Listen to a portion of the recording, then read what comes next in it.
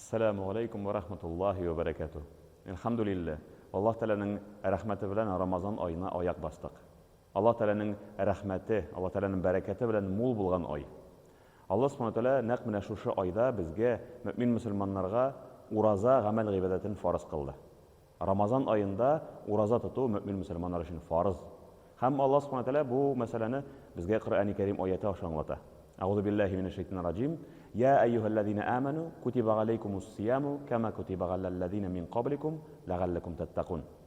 Эй иман китергән бәндәләр, сезнең өчен ураза, Рамазан аендагы ураза фарыз булды. Элекке кавымнарга фарыз булган дәрәҗәдә кебек, сезнең өчен дә шундый ук гамәл гыйбадәт фарыз кылынды.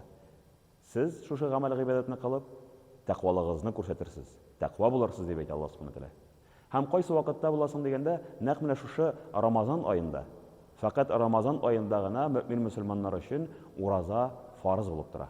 Ураза ягъни тыелып торуыбыз.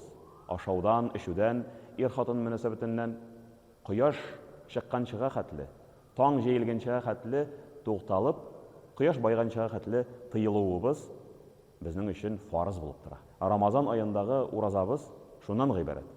Ләкин аның белән генә шикләнмичә, үзебезнең нәфсебезне дә тыярга тырышабыз. Үзебезнең нәфсебезне тәрбиялибез. Үзебезне хәерле якка юнәлдерәбез. Һәм изгелекләребез белән шушы вакытларыбызны тулыландырырга тырышабыз. Аллаһ Субханаһу Тәалә Коръәни Кәримдә безгә шулай дип әйтә. Аузу биллаһи минеш шайтанир раҗим. Шахру Рамадан аллази унзила фиһи ал-Qur'ан худан лин-наси ва байинати минал худа вал фуркан. Рамазан айы шундый айдыр ки, шушы айда Коръәни Кәрим, Кәлам Шәриф, Аллаһ Субханаһу Тәаләнең сүзләре инде. Ул сүзләр адәм балаларын туры юлга, хидаяткә күндерүче, адәм балаларына хәерлесен ва яманын аерып күрсәтүче, аңлатучы Коръәни Кәрим. Шуңа күрә дә шушы айны без әлбәттә күбрәк Коръәни Кәрим укырга да тырышабыз. Шушы гамәл гыйбадәтне, Аллаһ Субханаһу Тәаләнең сүзләрен укуны арттырып, Коръәнне тулысынча хәтем чыгарга да тырышабыз. Ягъни тулысынча укып чыгарга тырышабыз. Мөмкинлекләребез булган икән, ул вакытта тулысынча укуыбыз белән Аллаһ Тәаләгә якынаябыз.